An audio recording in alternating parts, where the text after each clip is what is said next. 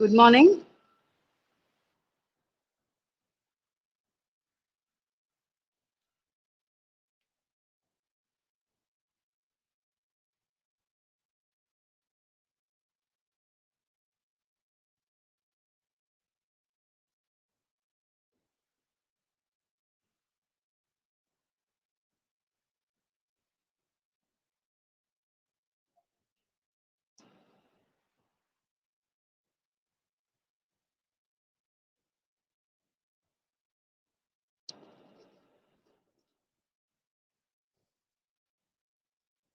Good morning, everybody.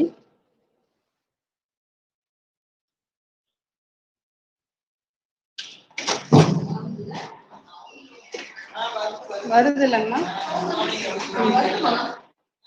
அவ்வளோதான். Hello,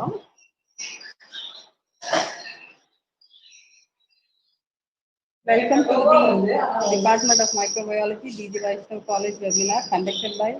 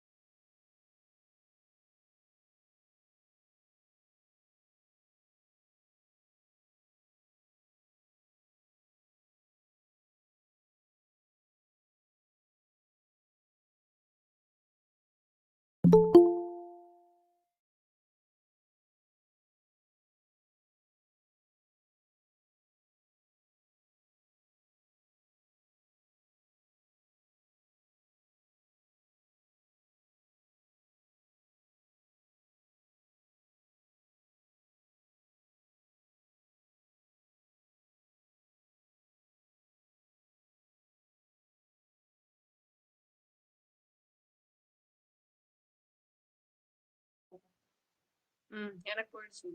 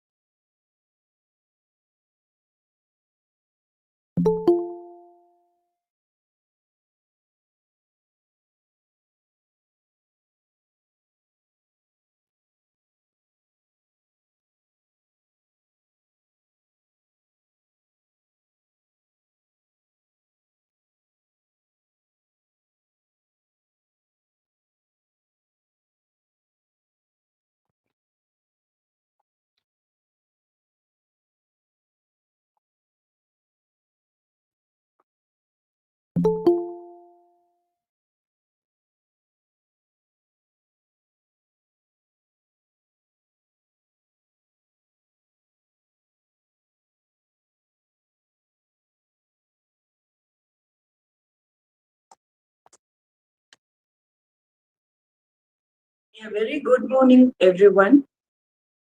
We welcome you all to join us for the webinar Food Safety Profession, which is connected by PG and Research Department of Microbiology, DGVC College. This webinar is a global platform for professors, students, industrialists, and other healthcare professionals. Thank you for taking time and being here today. I like to start the session with a quote: from farm to plate, keep the food safe. Okay, let us start this event with a prayer song.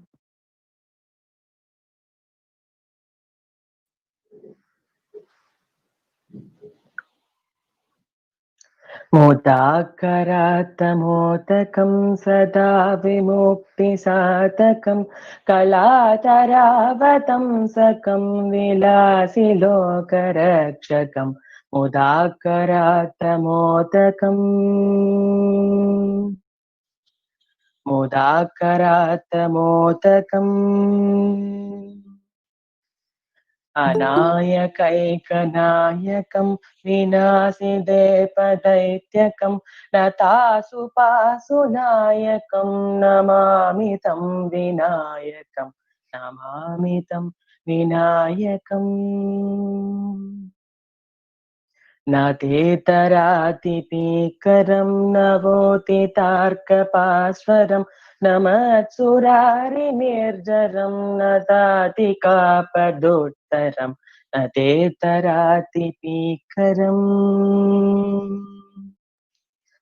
सुरेश्वरं नीतीश्वरं गजेश्वरं गणेश्वरं महेश्वरं तमाश्रये परात् परं निरन्तरम् महेश्वरं तमाश्रये परात् परं निरन्तरम्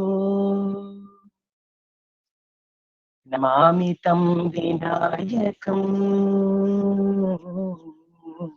नमामि तं विनायकम्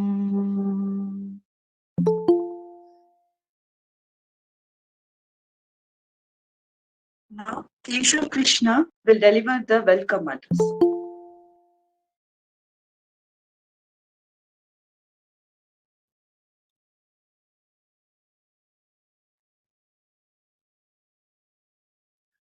A very good morning to everyone. I feel extremely privileged and glad to deliver the welcome address as well as introducing the speaker of the day for the international webinar event on the topic Food Safety Profession hosted by the Department of Microbiology, Dwaraka Das Govardhan Das Vaishnav College of Arts and Science, Chennai. I would like to extend a warm welcome to our pillars of strength, respected head of the Department of Microbiology, Dr. P. Vidya, our principal, Dr. S. Santosh Babu, our secretary, Shri Ashok Kumar Mundra.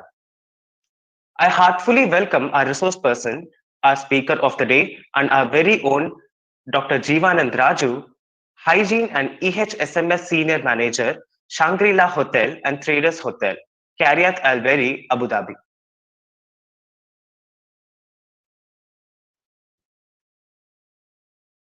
A warm greetings to all the staffs of the Department of Microbiology. I welcome you all to the event.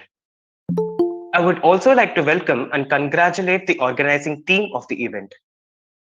I welcome my dear fellow mates and last all the participants for your invaluable presence. I hope the event adds merit to every participant.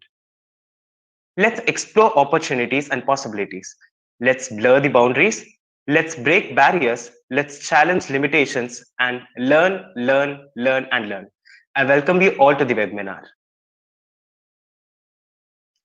Our speaker of the day, Dr. Jeevanand Raju, a seasoned professional with 15 years of cross-cultural experience in food safety management system, quality assurance, auditing, training, and development in hospitality industry. He is an expertise in food safety systems, including HACCP, GMP, food allergens, facility hygiene, FSMS training, and audit management. He is skilled in designing, communicating effective environment and health safety control programs. He completed his post-graduation in MSc Applied Microbiology from DG Vaishnav College, Chennai. I hope you cherish and reminiscence your memorable days in the college along the event, sir. He has worked as a microbiologist in Indo-French Laboratories Private Limited, Chennai, and Taj Madras Flight Kitchen, Chennai, India. He has also served as a hygiene inspector in Sheraton Doha Resort and Convention Hotel, Doha, State of Qatar. He is currently a hygiene and EHSMS senior manager in Shangri-La Hotel and Traders Hotel, Cariat Alberi, Abu Dhabi. Highlighting some of his exemplary list of accomplishments are: he is a HACCP team leader. He has performed both external and internal audit on food safety hygiene, GMP, EHSMS. He is an ADFCA approved trainer for essential food safety. Some of his skill set and core competencies include food, environment, health and safety management systems, quality assurance, HACCP, GMP, OHSAS, auditing and inspection, training and development. He is, of course, an effective communicator with excellent relationship management skills and strong analytical problem solving and organizational abilities. We are extremely honored and thrilled by your presence, sir. We express our heartfelt gratitude for presiding over this seminar. I welcome you, sir.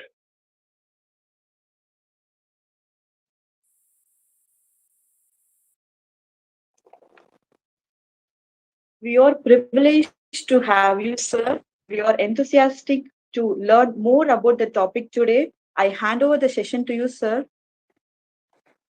Welcome.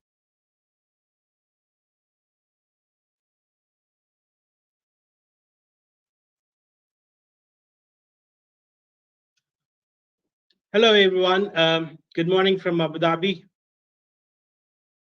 You can hear me, right? I'm audible. Yes, sir, it's audible. Oh, yeah. Thank you. Right.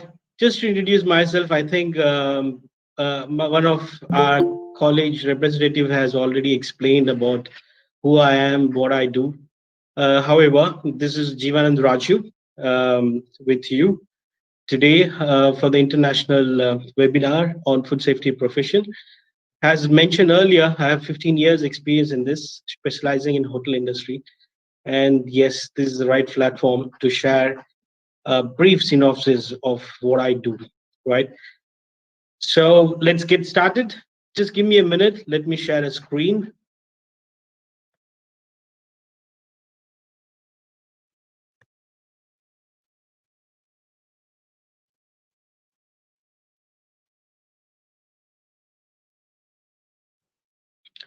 You can view my screen, right?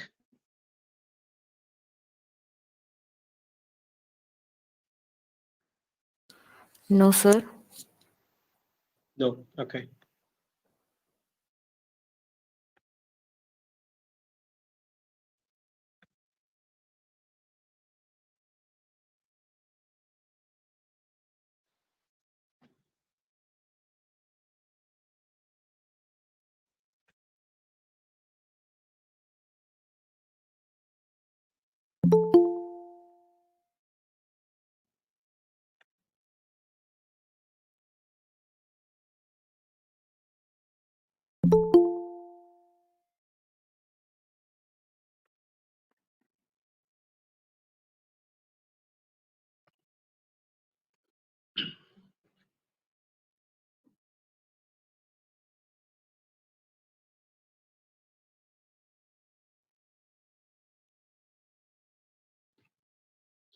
Okay. Now you can view my screen. Sir. Yeah, right. Sorry for keeping you waiting. So let's start with what I have in today's webinar on food safety profession. To start with, food globalization. Food globalization here will know how we are connected globally in terms of food.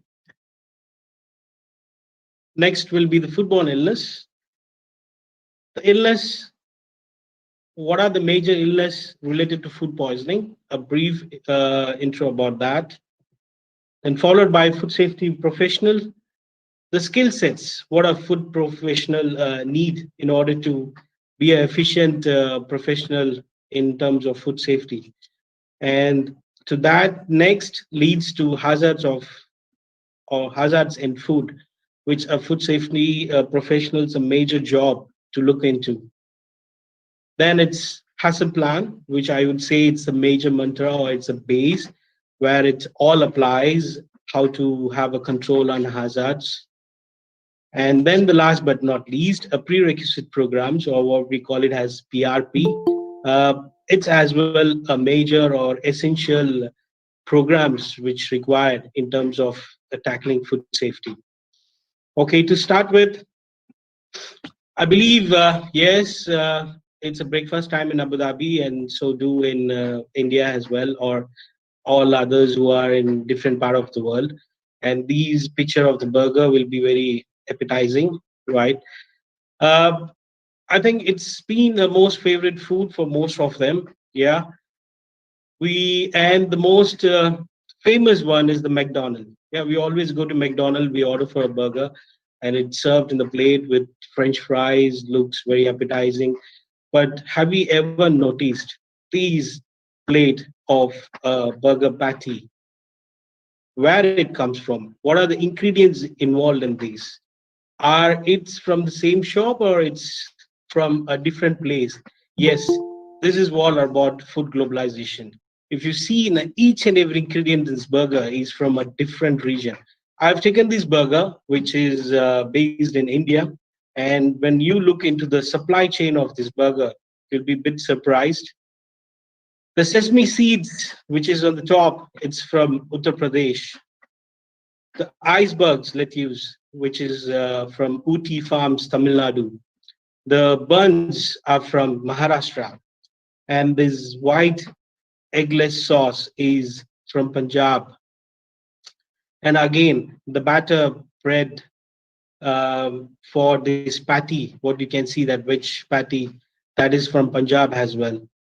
The vegetable patty, which includes all peas, carrots, green beans, all this is from Maharashtra, one of the food industry where they produce this patty. And the cheddar cheese, again, it's from Maharashtra.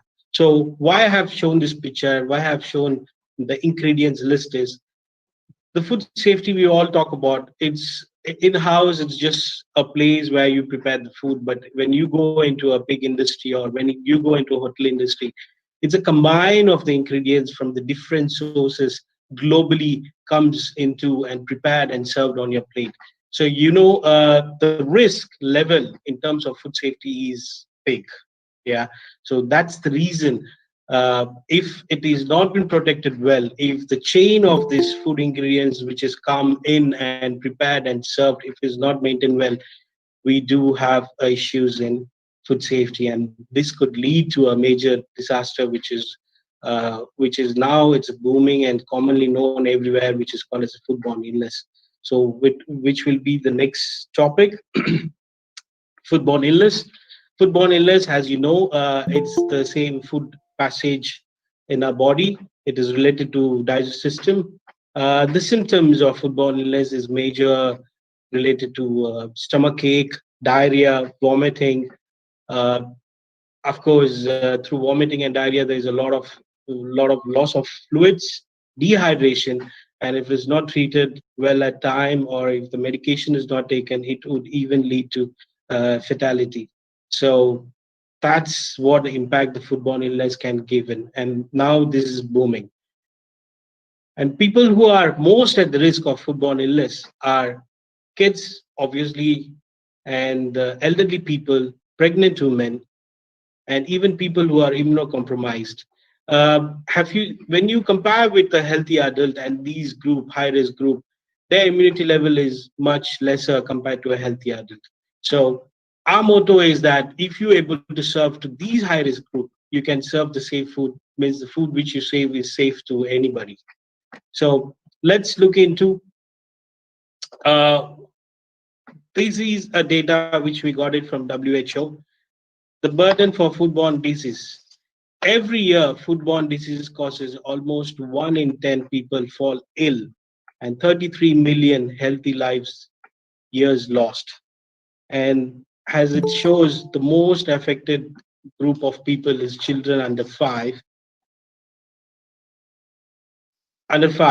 but not only the children's, but the other, as I mentioned, the other people in the high risk group, elderly people, even the pregnant women, and people who are immunocompromised. And what is it? Which is the major symptom of this foodborne illness? Is obviously the diarrhea. The diarrhea disease are the responsible for half of the global burden of foodborne diseases caused by 31 hazards. There are different kind of hazards, but the major key ones are norovirus, Campylobacter, E. coli, and Salmonella. So 550 million fall ill, whereas in that 230,000 deaths almost in every year. So now we've seen foodborne illness, which is also a booming disease, which you can see, which is venturing in the world. Um, and here, where the food safety professional plays in a role, he's a protector. He's the one who plays a major role to ensure that the food which has been prepared or processed is being served in a safe manner, and the consumer who consumes it is safe. There is no hazards or there is no big impact from this unsafe food. To start with that, yes, the food safety professional plays in the main role in these. Then my next topic, food safety professional, yes. What is the important characteristics needed for the food safety professional? I would say that being a food safety professional, he has to be 6.2 feet, six packs, biceps at least 20 inches. No, it's not that. Food safety professional can be of any size, height, or however it is. He requires a major skills, which we'll be detailing in this presentation now. The first and the most important one is the leader. Yeah. So being a food safety professional, as we term in terms of HACCP, we call them as a HACCP team leader. The name, the leader itself comes in because he's the one who leads the team. He's the one who leads the team in the proper methods to control hazards, and and to serve a safe food. So the leader characteristics is one of the most important characteristics for a food safety professional. Then comes with the interpersonal skills, yes, because whichever industry you're working in, let it be a farm processing industry or in a hotel industry, you are working among a different group of people or different departments where you need their support as well to ensure that the food is being prepared safe or not. So the interpersonal skills, the relations what you maintain is of course are very important. So that is what one of the skills also a food safety professional needed. Next is communicator. Should be good enough. The person should be a good communicator. He have to ensure that his voice is heard and it is being taken importance. If he is not a good communicator, of course you cannot get your message passed on to the people where any issues happening, where any the controls are being deviating. You need to be a good communicator in that case. And obviously there'll be a regular meetings which you need to conduct, and need the top management to know about what are the issues and the concerns with food safety. Analytical, yes. A food safety professional should be an analytical person. He should be knowing where the problem occurs, what is the root cause, and what are kind of solutions he can put in. Because, as I said in the beginning, the leader, the food safety professional is an analytical person who sorts out, he finds out what is the root cause and puts in the solutions and pass the message right. So analytical skill is also very important. Organizer, yes, as I told you, it's not just that you are giving your science knowledge to everyone in terms of food safety, but there are many things. There's a standard operating procedures, there are the programs, there are forms and formats, the records which you need to place in. because this is also a requirement of food safety management system. So you need to be a proper organizer to organize the things right in place where it is required. And yes, this is what a skill organizer to be. Mentor, mentor in terms of trainer, right? See, where in my case, I'm working in a hotel industry. I interact with chefs from the kitchen department, F&B service people, from engineering department, from the stewarding, from the housekeeping. Yeah. So I being the trainer, I need to train them what the food safety is all about and why we need to follow certain measures to control food safety. This is as well a very important role. Being a mentor and trainer, you need to train the people in terms of food safety. So that is an important skill. Delegator, as I mentioned, you've been working with the different various department. You have to delegate the work. The reason behind, each and every person in any kind of food industry, they have their roles and responsibilities. So these has to be delegated to them, because you being a food safety professional, not entire thing should be just be on your head. It's not your burden as well.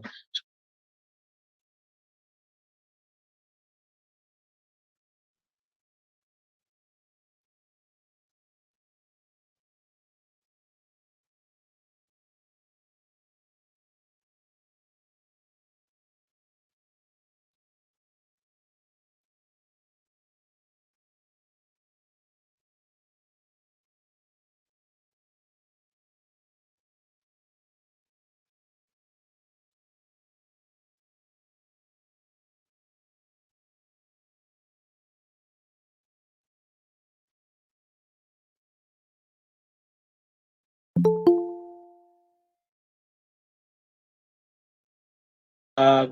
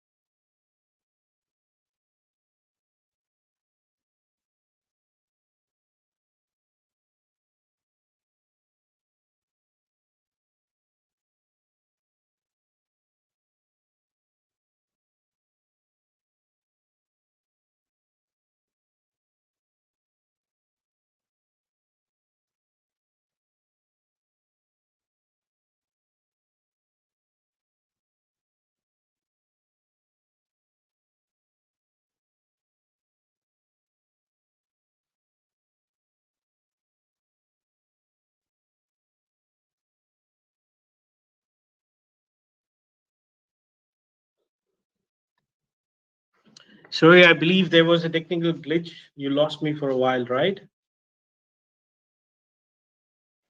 Yes, sir. Sorry for that. Okay.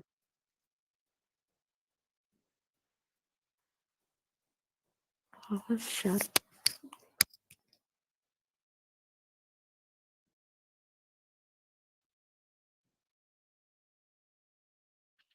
Where you heard me last, mentor, delegate. Delegator, sir. Okay, right. So assertive is again a food safety professional. He or she should be a self-confidence person. Because self-confidence, yes, being a leader, a good communicator, a self-confidence is important. It's a prime character which I need. If you're not self-confident, you cannot put yourself as a leader. And again, to be firm in terms of right positive attitude where it is required. Technical expertise, as we all are a microbiology professional, yes, that is a good foundation for food safety. However, based on the local regulations, the local government requirements, the international standard requirements, you have to always keep yourself tuned in, polish your knowledge.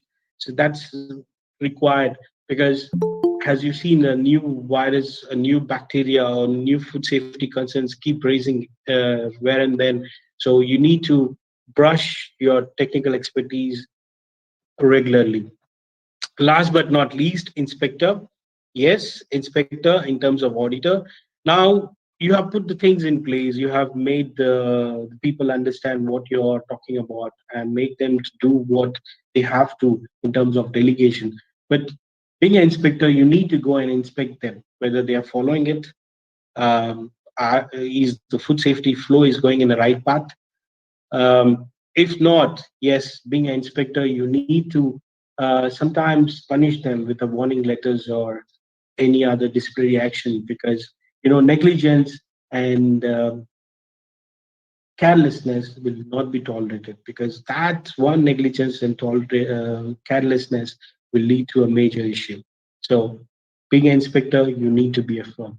So, if you have these characteristics, believe me, you will be an efficient food safety professional. Yes, it comes with the years of experience. You cannot just directly go join yourself and you see yourself having all the disciplines. Yes, it depends. Few of them will get it very quickly, few take some time, but you will definitely get into it. So with that, the next topic which I going into is like hazards in the food. Being a food safety professional, uh, his main goal is to identify what are the hazards which comes in the food and how to control or avoid it. There are three kind of hazards which you can see. We call it as physical, chemical, and biological. Physical, yes, it's a foreign body in your food. This is the hazard, or I can say, in a normal term, we can say it is a danger in the food. So, physical danger, we can say that you can see it, you can feel it, uh, and examples are hair, stem, stone, feathers, and all that stuff. And next is the hazard, chemical hazard, which again you can smell it, you can taste it. These hazard also, the chemical hazard comes in, might be unintentionally, deliberately, or naturally. Yeah. And the last one is biological, which is the foremost important. Why? The reason behind biological hazards in your food, you can't taste it, can't smell it, or you can't feel it. But once it goes into your body, it shows its action. Yeah. So the major goal is to tackle biological hazard. So let's go into the synopsis of all these three hazards. First, to start with is biological hazard. And as you know, I think everyone of us is a microbiological background, so you should be knowing what I'm going to talk about. Again, I'm not going to take a microbiology class explaining you in detail each of the bacteria and viruses. And I think we need to have another separate webinar, a bigger one, to go into detail. I'll just give you a brief synopsis of what are the bacterias is best examples in terms of biological hazard. First, to start with bacteria, this screen, I think already you guys are very much aware of what it is. Gram staining, we've been doing in our college almost every often day. Gram staining, gram negative, gram positive bacteria. Yes. So the key bacteria which plays a role in food safety are E. coli, Staphylococcus aureus, Clostridium species, Salmonella, Shigella, Listeria, Campylobacter, and Vibrio. These are the key bacteria which causes food safety. And then to deal with virus, it's norovirus and hepatitis A. Rotavirus, yes, they do, but the major ones are norovirus and hepatitis. Then with the mold, it's Aspergillus and Fusarium. They are the major molds which cause. Then the yeast, Alternaria and Candida. They are the major factors which cause biological hazard. And the last but not least, the protozoans, Toxoplasma gondii, Cryptosporidium, and Giardia. So these are considered as biological hazard in your food. As I mentioned earlier, if these gets into your food, believe me, uh, you will not feel it or you cannot taste it or smell it, but once it gets in, yes, it shows its action and then it leads to major foodborne illness. How we tackle these biological hazards? The only term or the only way to tackle this biological hazard is time and temperature in terms of food industry. So of course, deriving the shelf life for each and every food, deriving the temperature control on each and every food. By doing that, yes, you can try to delay the contaminations happening in your food or try to, stop this bacteria or try to delay their growth into your food. But yes, of course, you cannot eradicate it 100%. So that's where we play in. Time and temperature is very important to tackle this particular hazard. The next is a physical hazard. Yeah, I think the screen, you can see the picture, it looks you. Yeah, it does get into our food many times. The physical hazards, as I mentioned earlier, glass, metal, string, fiber, bristles, wood, paper, cardboard, packaging material, hair, the clothing, like in terms of buttons, cosmetics, false ear lashes, fingernails, nail varnish, plastics, and other surfaces. Normally, if these get into our food, we do consider it as a physical hazard and biology, foreign object. And these is again one of, though it is not going to cause you food poisoning, but however, it's not tolerable. You can't see these things into our food. Yeah. So again, tackling with physical hazards, there were the key program which I mentioned earlier, the last one which I'm going to discuss, the prerequisite programs. There are the programs, that are the standard operating procedures we put in place to avoid this kind of physical hazards. And the third one is chemical hazard. As I mentioned earlier, it is being divided into three categories. One is unintentionally you are adding this chemical in your food in terms of like paint, fuel fumes, cleaning chemicals, lubricants, pesticides. If these get into your food, it is unintentionally it's been added in your food, and that causes a chemical hazard. But the one which we knowing we added, like excessive additives. If my biryani wants to look very colorful, brightful, if I add too much of yellow, orange color in order to give a good, picture or appearance for the biryani, yes, the appearance might be good, but the chemical which is going in a lot in that is going to cause a big chemical hazard for your body. The very famous one, MSG, we call it as, or in India, it is Ajinomoto.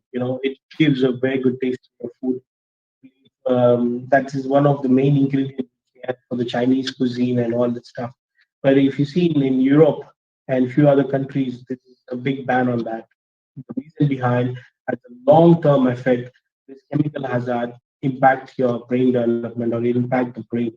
So that's why it is considered as a chemical hazard. Then again, the migration of plasticides. Um, Packaging materials, what we use for packing the food, also plays a major role. If it is not of good quality, or the chemical, the dyes which is being used, if it is of not good food grade, they try to migrate into the food. This is again a chemical hazard. And last but not least, the glues, the adhesives, what you're using for packaging, if it is of not good food grade, is getting into your food. So how to tackle these? Yes, as I mentioned, prerequisite programs. We put these programs in place so that we don't unintentionally or deliberately add these chemicals into our food, right? The third one is naturally occurring chemical hazard, which was under this chemical hazard, but now it is being termed as common food allergen, right? Yes, when I was young, even before coming to food safety profession, this word food allergen was not much familiar for me. But now, being in the food industry, I do understand the prime importance of food allergens. People really do get sick if they are allergic to particular food. Yeah, the common allergens If you see here, it is gluten, milk, seafood, shellfish, tree nuts, eggs, peanuts.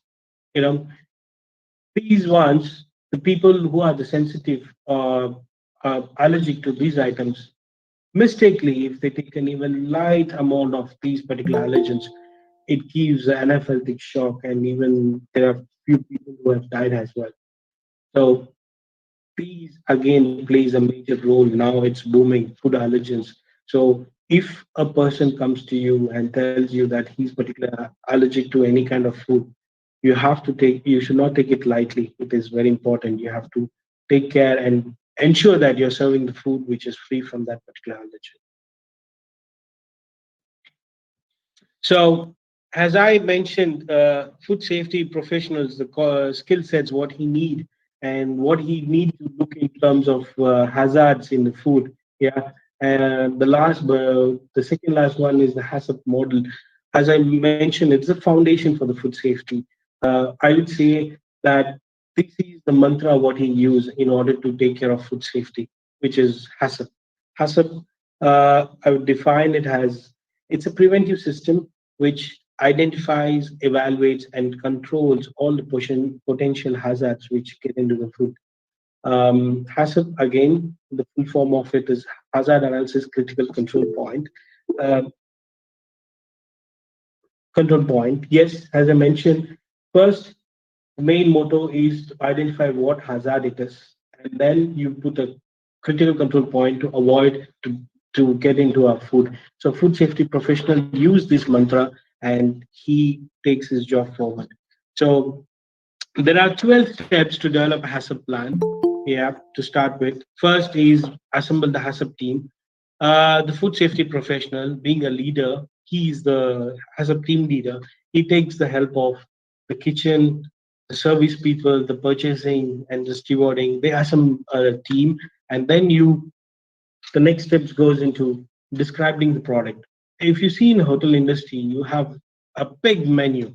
There is enormous food options in the hotels where you need to derive food flow for each and everything. But that's the reason what we do is we try to bundle the food and we make the flow diagram. So in these slide, I'm not going to explain each and every flow diagram. I would take one particular food, which is, I can say, the most favorite for each and every one. So describe this product. I think everybody knows what is this medu vada. It's my favorite one as well, and think everybody's favorite as well. Yeah. Identify the intended use and consumers. Intended use, yes, it is widely used for breakfast. Few people without medu vada, the breakfast doesn't goes into their mouth. And of course, this is one of the most important food in terms of festivals. Whenever we have festival, vada is required. So this is the intended use. And the consumers, yes, we would say that, see, vada can be consumed by each and everyone. But however, people who are with cholesterol, diabetic, because since it has been deep fried in oil, so we really need to let them know that this food has a little bit higher cholesterol, so they need to avoid. So that's the main step of this. You identify the intended use and the consumers who consume this. Then we construct the flow diagram. The flow diagram is nothing but right from the ingredients which is been received, how it goes all the way until the last stage. That is the medu vada. As we say, HACCP is nothing but it's a farm to fork approach. Right from the farm, the ingredients has been grown, processed, and it comes to your hotel industry, and you prepare it, and then it is served on the guest table and consumed by the folk. That's why we call it as farm to fork approach. So we try to construct a flow diagram, and then we put right from the ingredients being received, and it is produced and served on the plate. So once we do that, what we do is we go on site and check whether whatever the flow diagram we put in place is right, or is we have added or deleted few steps in these flow. To start with, yes, receiving of these ingredients, then storage, soaking, grinding, deep frying it, and then serving it. See, I'm not a good cook, but however, I know the steps, what is involved into making a medu vada, right? So here where the goes the next step, which is we would consider as a principle number one for the HACCP, or it's the one of the major thing. There is seven principle for the HACCP which has to be put in place so that you identify, as I mentioned in the definition, you identify, evaluate, and control the possible hazards coming into your food. So step six comes in principle one, which is conduct a hazard analysis. Now in this flow diagram, you see where could the hazard comes in place. Receiving, is there any kind of hazard can get in place? And what are these hazards, which I discussed in the previous slides? Three ones, yeah? It is biological, physical, and chemical. So you need to see on each and every stage what could be the possible hazards can get into the food. So that's how is the principle two. Step seven, you identify the hazards and then you put a critical control points to eradicate these hazard or to control these hazard, right? So we call it as a CCP1, CCP2, CCP3. It depends upon the stage you number it. CCP is again controlling. So you have identified particular hazard in that flow diagram, and then you have put the critical control point. Now, for in case of receiving, if you're not getting the pulses what is required for making a medu vada from an appropriate source or from a good farm, yes, it ended up having both biological and physical, even chances of chemical hazard, right? So you put a CCP there, you put a control point there so that you avoid this hazard getting into your flow, right? Then the storage. If you're storing these particular pulses in inappropriate, like very dry, the place which is too much humid, yes, you end up having it humidity with moisture, and then it leads to pests and as well sometimes the mold growth. Yeah, so that's the one. Deep frying is very important. The vada has to be fried enough. If it's still uncooked inside, it might lead to some gastrointestinal issues. Could be basic, but that's and then when it is served, yes, there is a time and temperature control required. You cannot just fry the vada and keep it for 1 week and keep consuming it. You cannot do that. So the CCP also plays in terms of service. Principle three is establish the critical limits. Again, as I mentioned earlier, you have identified what is CCP1, approved supplier. So you source it out from approved supplier. The pulses, you cannot just buy it from everywhere. You see that pulses which is in good quality, then you buy it. Then storage, the dry storage temperature requirement, you can see it is equal or lesser than 24 degrees Celsius, and humidity has to be less than 60%. This is very important. If you don't do so, there might be a moisture, and then that leads to the pest and mold growth. Then it goes all the way to define where the temperature in terms of food safety, the food safety professional has to be very keen on it. It should be cooked above or equal to 65 degrees Celsius so that even the core temperature is being achieved and it's cooked top, inside, everything well and good. And then serving again, hot or not, vadas is everybody's favorite. The temperature has to be 63 above, and time frame again. We in terms of food safety 4 hours, not more than that. You cannot keep the food in a chefing dish more than 4 hours. So this is again a CCP comes in. Then you put some monitoring controls like in terms of forms, format, record, so that you record these critical limits. It has been observed, monitored, and taken care of. Then comes step 10, principle 5. Now, when you're monitoring it and when you're recording it, and if you see there is any deviation is happening, that is, the humidity is not being achieved, it is going above 65 or it is going to 70 degrees Celsius, then automatically you put a humidifier to reduce the humidity. So that's the corrective action needed. So that's what the step 10 principle 5 talks about it. Now you want to make vadas and you're in rush, you're just cooking it, so only the top part is getting cooked, the inner core temperature is still the wet batter. Yes, that is again a deviation of a critical limit. So there a corrective action needed. So step 10 and principle 5 plays a role in identifying the deviation and putting a corrective action for that. Step 11, again, principle 6, establishing a procedure for verification of HACCP system. So you have put the system now, you have laid out the flow diagram, you have identified the CCPs, you have put the critical limits. Now, time to time, you need to verify it, whether whatever the flow diagram, whatever the chart so far you have put in place, whether it has been going well, or is there any modifications, or when you see, okay, let's do something like this so you don't have an issue, or some modernization. So there where the verification part plays in step 11 and principle 6.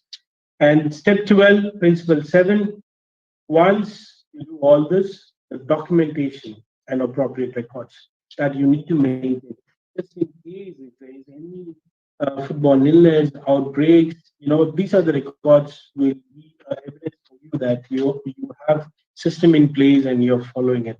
It's very, and then in terms of traceability, if you want to find out where it has gone wrong or which particular step has deviated, then the corrective documentation is the one which is going to help you out, right?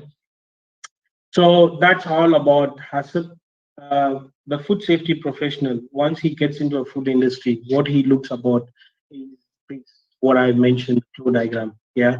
So he gets into it, he see what the product is, he discusses with the team, and then he puts this layout. So, this makes his life easy. Otherwise, if you don't have these particular steps, then he's lost. He don't know what to do in food organization.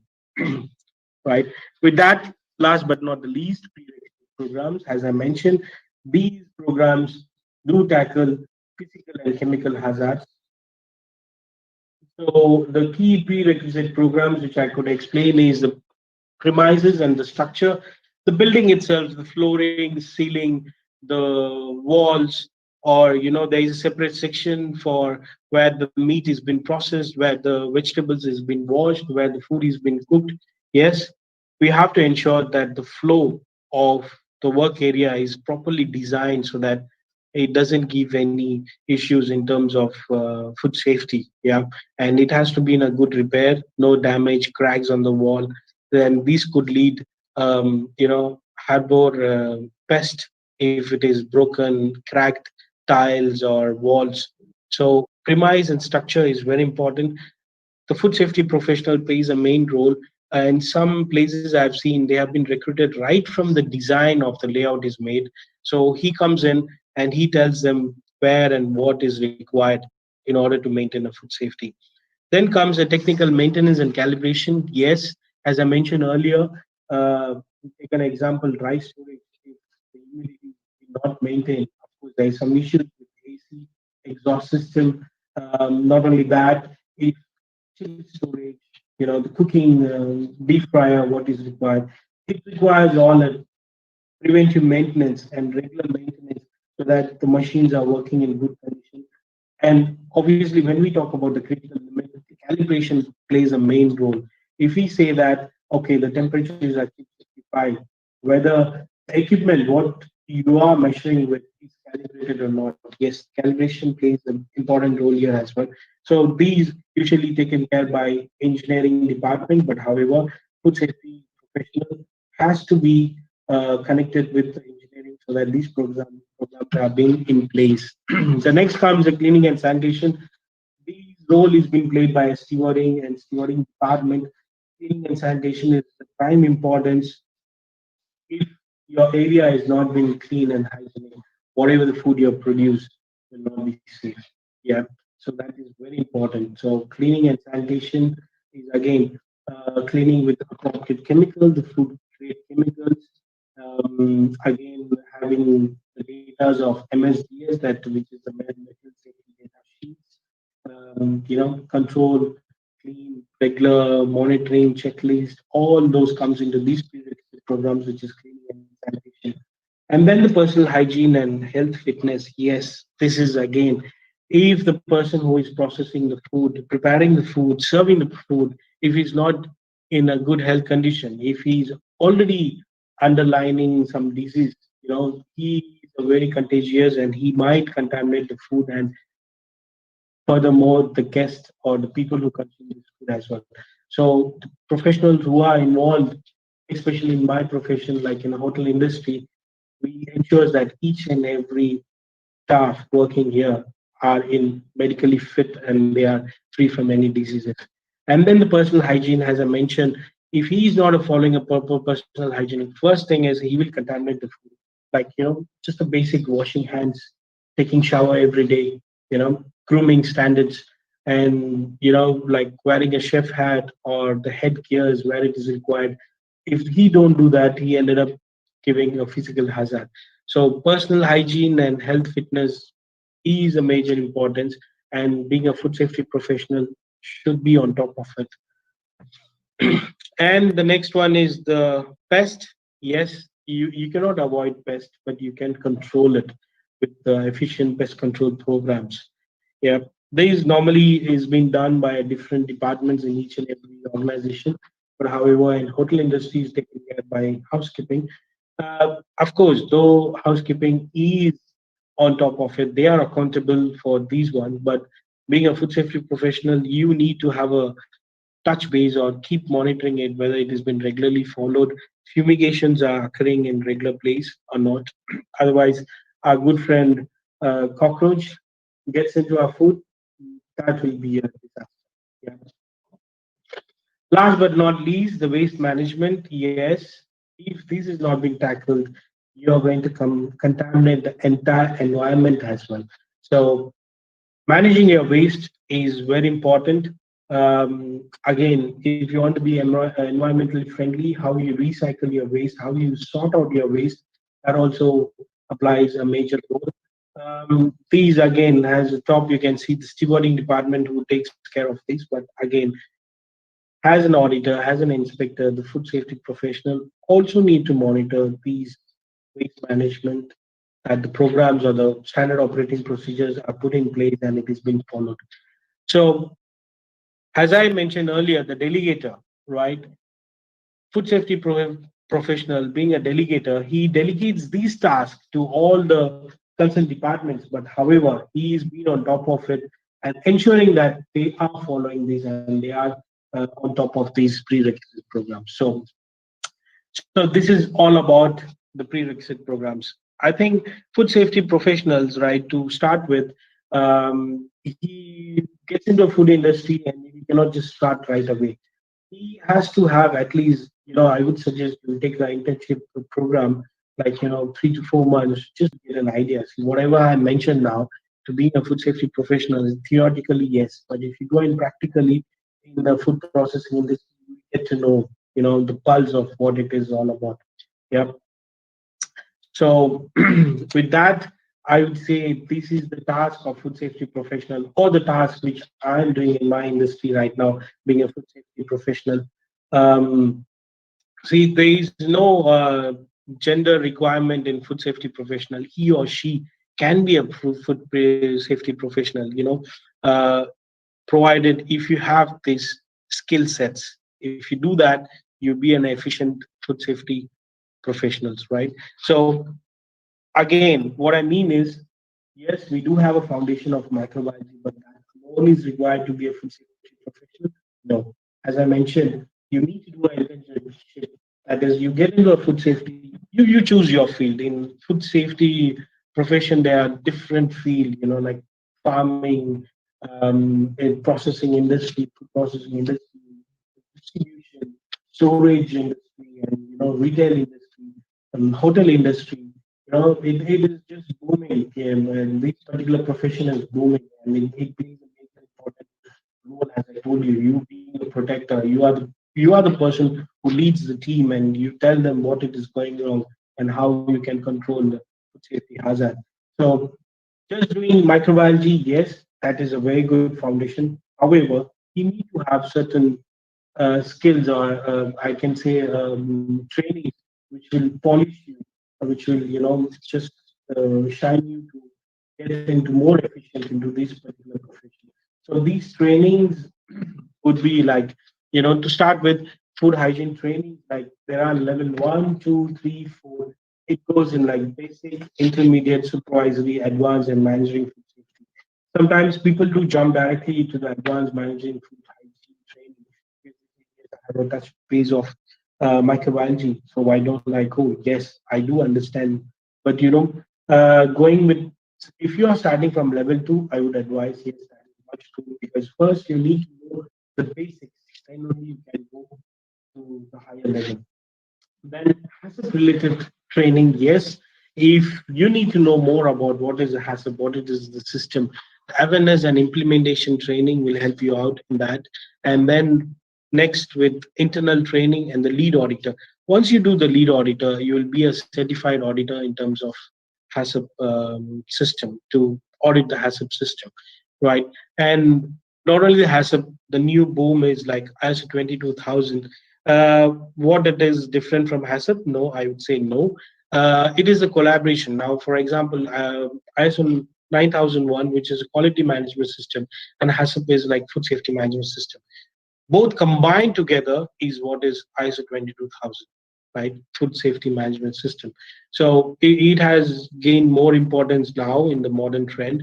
So again, in that you have awareness, implementation training, internal auditor training, and then the lead auditor training. So if you do these, you'll at least have an idea of what and what to be implemented and what to be monitored, what to be audited. You get an idea. And then, yes, of course, once you get into this profession, then with experience, you develop your skills, right?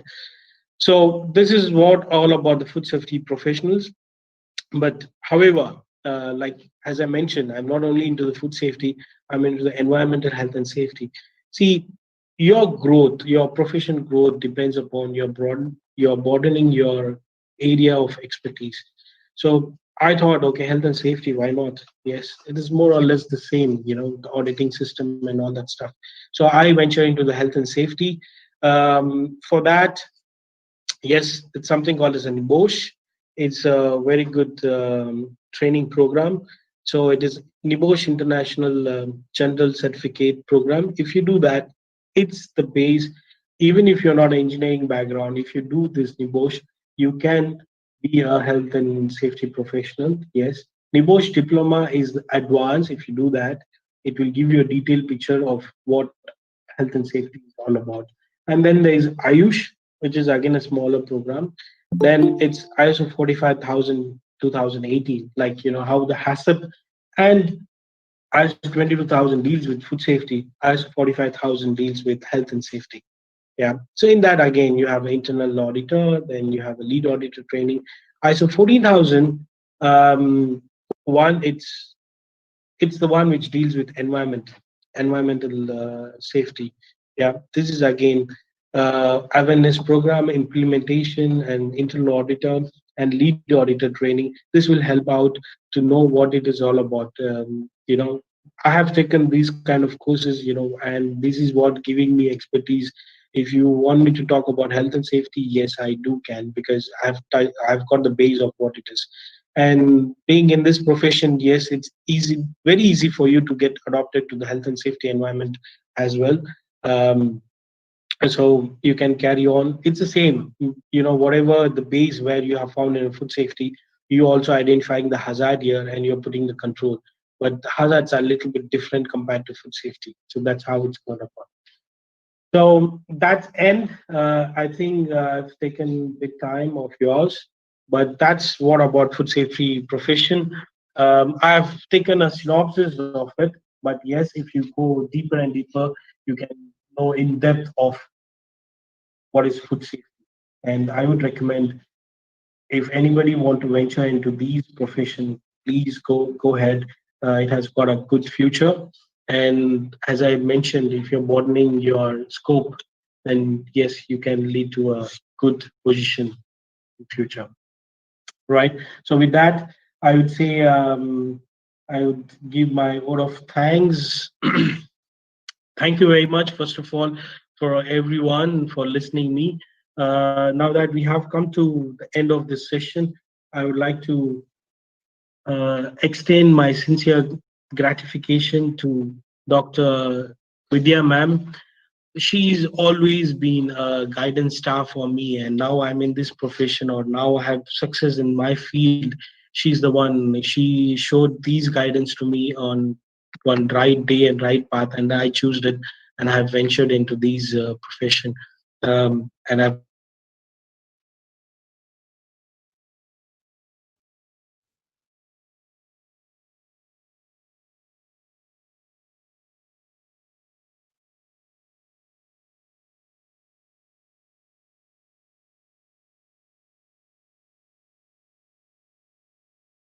in this.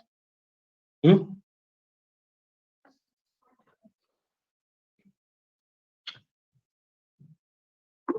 Thank you, sir. We learned so much today. Thank you for this informative session you gave us. Participants, please feel free to get clarified. If you have any questions, just pop them in the chat box below, and Monica will take over the session by reading out the questions. Thank you.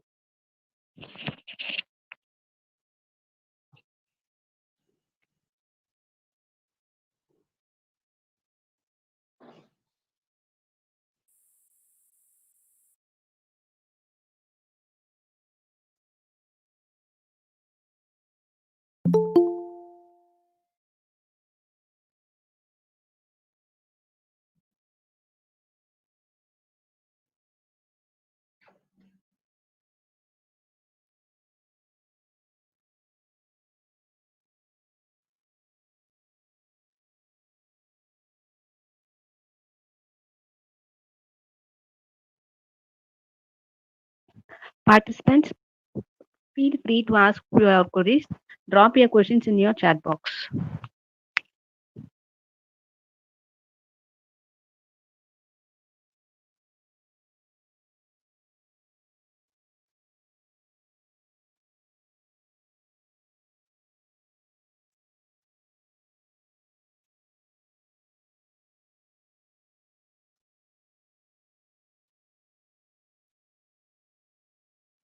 Participants, feel free to ask your queries. Drop your questions in the chat box.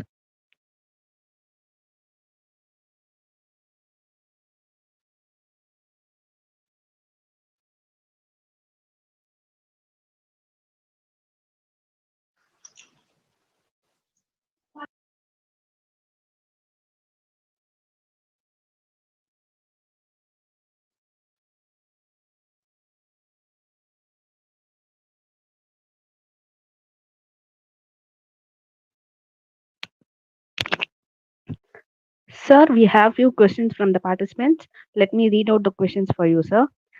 First question, it's from Keshav Krishna. How challenging was it to be a food safety professional during this pandemic, sir?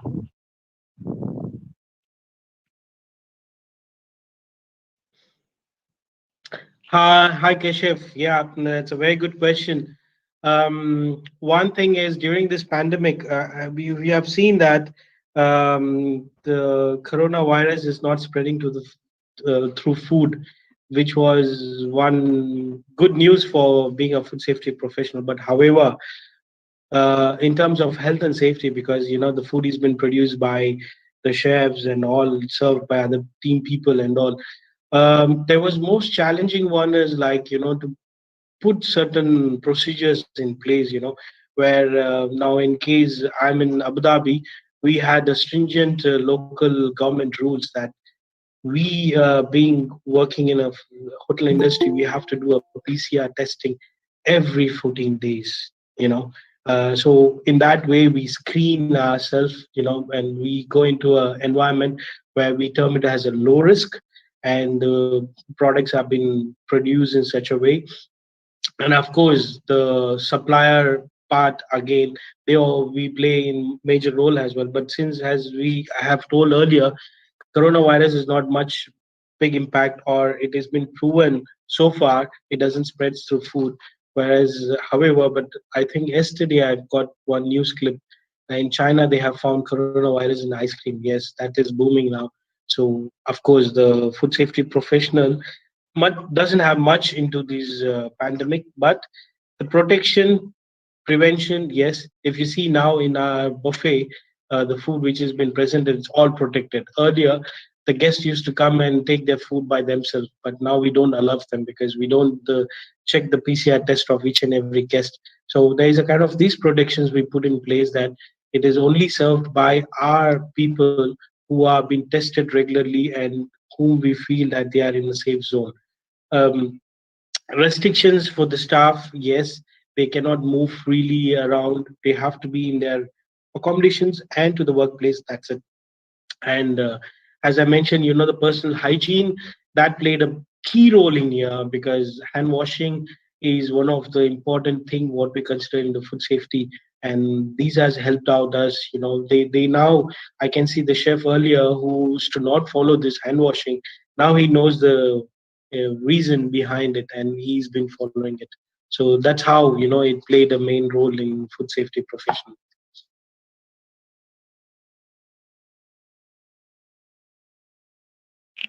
Thank you, sir. I hope you got clarified, Keshav. So next question, sir. It's from Susila, sir. Food safety rules for small scale hotel business. Do you think it's possible to implement the rules, especially in our country where we have thousands of food shops along the streets?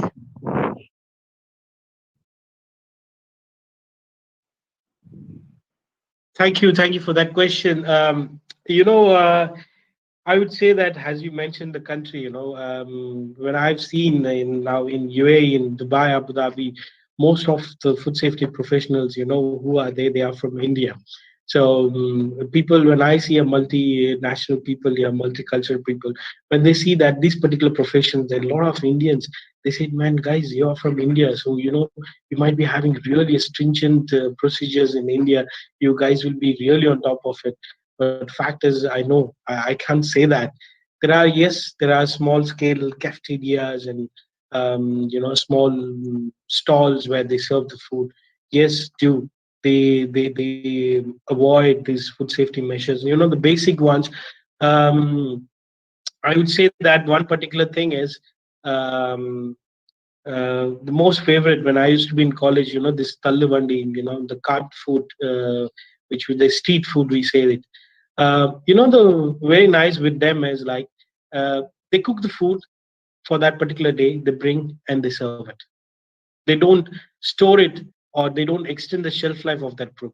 They just bring it, cook, serve, and it's gone.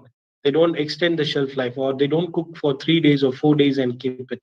You know, these is a very good base that the food is not getting exposed to any contamination. See, always, as I mentioned, the time and temperature. The moment you try to cook the food well in advance and keep it for a longer time, there where you try getting all these microbes getting into your food and trying multiplying and doing some nasty things and contaminating. But if it has been cooked and served same time, it is very good. But yes, in terms of personal hygiene, hand washing is very important. I do see that there is one bucket at the back. They just take the plate and just dip it and wash it. No, no. One good thing about Indians or in our Asian countries is that our gut is very good, and we have developed very good immune system, so that we really don't get that bad into a kind of food poisoning. Even if it gets into it, it will just go with some gastritis and diarrhea.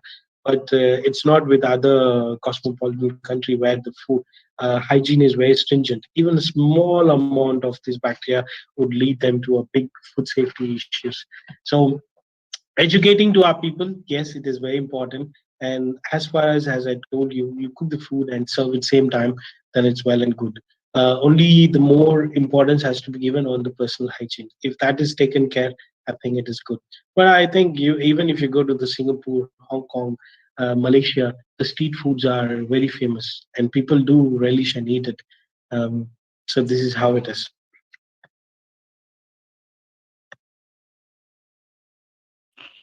Thank you, sir. Next question from Sofiga. Sir, your only microbiology students have future in food safety profession or nutrition, and diabetic students also have future in food safety profession, sir. Microbiology, yes. As I told you, they have the foundation in terms of food safety. When we talking about this flow diagram, when we talking about these hazards, especially which I said, the biological hazards. See, if you're not knowing about what it is all about, now if I speak to a person like E. coli, he should be knowing automatically. He should know what could be the source of E. coli, where it would come, what could be the root cause. So that knowledge is essential, I would say that. But however, yes, I've seen a food safety professionals who are not with a microbiology background and still venturing into this. This is again, it's all depends upon how you develop yourself. As I told you, you have to polish. No matter your base is in other department, but polishing yourself is very important because, as I mentioned, being a team leader, you need to be an analytical person. You need to be a technical expert because that's how you guide other people. If you itself doesn't have the knowledge about it, then you cannot share it. So this is what is the requirement is needed. Now, for example, if there is any foodborne illness, right, it comes to you, it comes in. So now being a microbiology will be a little bit easier because then you can identify what could be the root cause. Now if I find it as E. coli, automatically the E. coli could be, what are the root causes, how it can be, what are the controls can be placed in place. That is much easier for him to understand than people who are away from this microbiology background. But however, I don't say that no, you cannot be, you can be, but in terms of expert, yeah, you can't go to that level. So microbiology is very good foundation, in terms of food safety.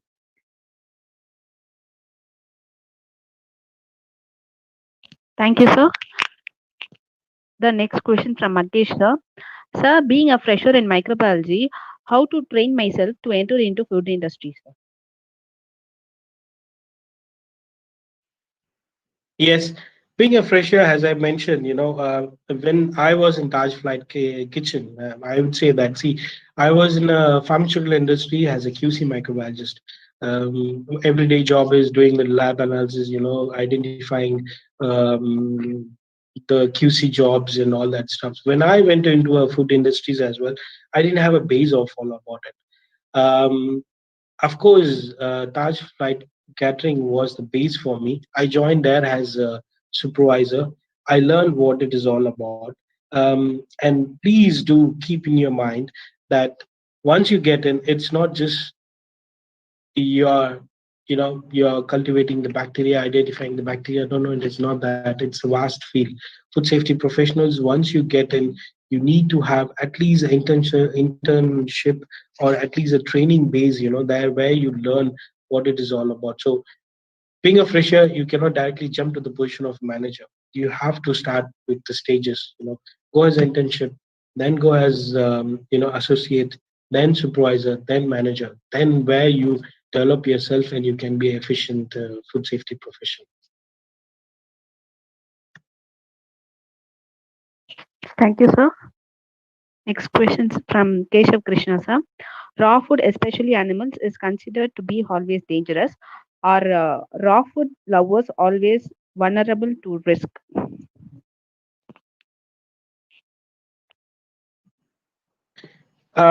In food safety, we have something a terminology called as a potentially hazardous food, or we say it as like food with high protein. Yes, as you mentioned, the raw food, meat has got high meat, high protein. See, the meat, if it has been slaughtered and processed and stored in a right way, as we see in the flow diagram of the meduvada, again this meat, if it is being slaughtered, processed, and then it is being stored in a right way, then it is not going to have any problem. But in terms of meat, the cold chain is a prime importance. If there is anywhere it has been deviating, then it will lead to a big issue. Initially itself, yes, what they say that if you cook, all the bacteria is going to die. No, it is not that. But if the damage anywhere in the cold chain, that is slaughtering, processing, and storage, if damage has happened, it's happened. Even no matter you cook it, you will definitely end up having some food poisoning. Yes, these food which are rich in proteins are potentially hazardous food, and the more care has to be taken to that food. Yes, to choose that, you have to see that you are procuring, processing, and eating from the right place. It's very important.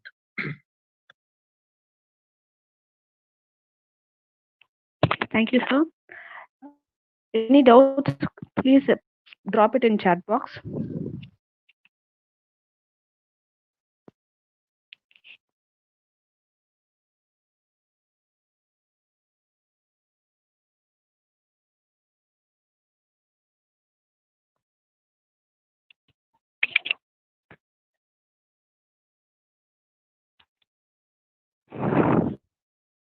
Sir, a question from Keshav Krishna.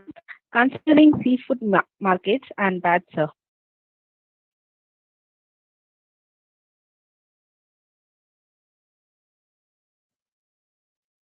Considering seafood markets and bats.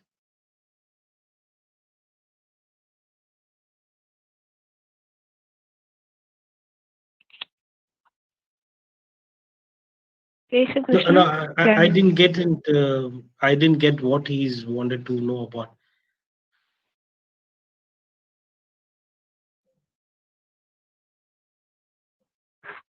considering seafood markets and bats, sir, and it's a safety aspect. Bats in the sense he's talking about the bats, BAT, the animal bats or something like that. Yes, sir. Yes, sir. Okay, Keshav, I believe bats, even in China, they are not consuming bats, but only some, I could say, the markets where it is been sold. Seafood, yes. Seafood, we consider, we call it as a wet markets. See, apart from being seafood, in terms of biological hazard, I could say that there is something called as, I think everybody would have been aware of this, called as histamine, right? When you are fishing seafood, and when you get it, and if you're not protecting it in the right way, the cold temperature, again here it is required. If you see like meat and all, the temperature would be 5 degrees Celsius. If it is stored, it's more than enough.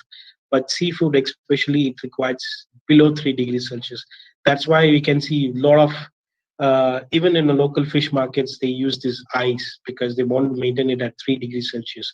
And then other aspects of selecting the fish, I think, I when I went to fish market, my mom used to teach me what I have to do.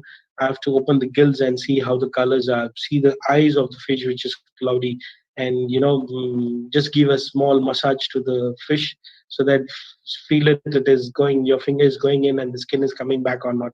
Yeah, these are the safety aspects, yes, which consumer or the person who's going to buy the fish will look into. But the prime importance with safety for the in terms of seafood or wet markets, I could say, is the temperature control. It is very much important. And again, where you're fishing the seafood from.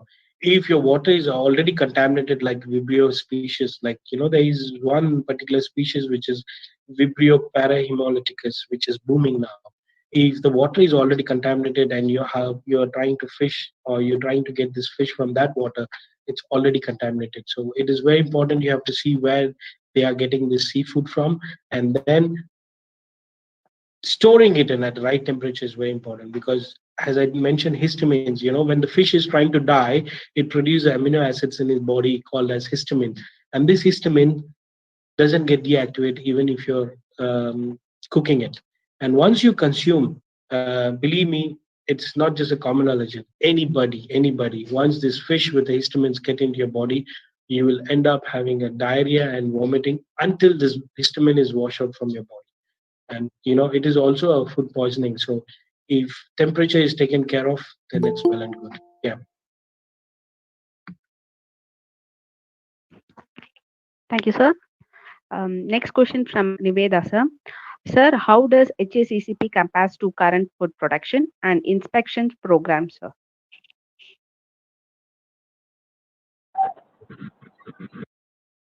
Okay. HACCP, which I mentioned, like, it is the a mantra, or which is the base for food safety. See, earlier, actually, food safety, everybody do it. Even in our home, when I was young, mom used to make the food. Okay, chicken, we don't keep it longer shelf life. They say that, yeah, meat, to some extent, yes, you can keep it longer, but chicken is, very hazardous food. You should not keep it for more than 2 days, 3 days. And if any food is also been cooked, I think when I was young itself, we have this refrigeration, right? So we used to keep in the refrigerator and all that. We were doing all these procedures. Yes, we are doing it. But there should be a system, or I can say there should be a guideline and regulations where teach you what is the right way and what you have to follow. And there where the hazard came into place. The HACCP is a preventive system. The system, when you get into Codex Alimentarius regulations, it gives you for each and every stage what you have to do. Even the terms which I talk about, prerequisite programs, what it is all about. You can't just go and do it. So they give you proper guidelines and SOP, standard operating procedures.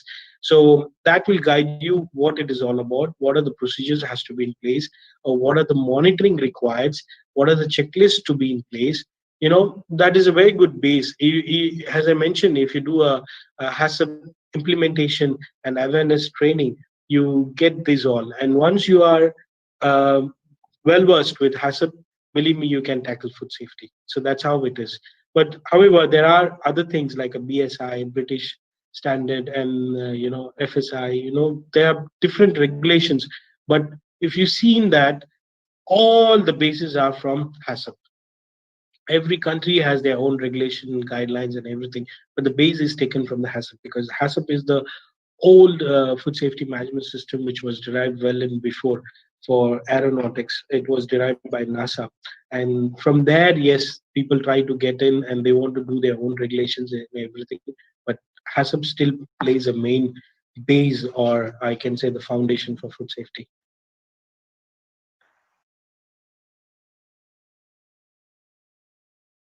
Thank you, sir. Thank you, sir. Guys, if you have any other queries, please mail us. We'll look into that and we'll wind up the session. Thank you, Monica. And the interactive session went very well. Now I invite Swarnalata to deliver the vote of thanks.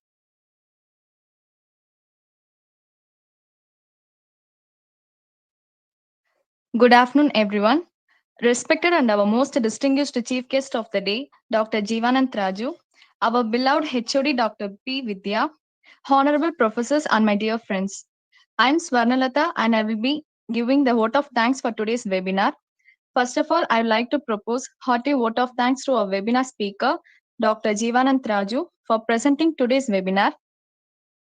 Thank you, sir, for your very interesting and thought-provoking address. I'm pretty sure the precious knowledge that Dr. Jeevanand Raju gave us will definitely help us in our studies and future. Once again, I thank all for your cordial cooperation. Thank you, sir.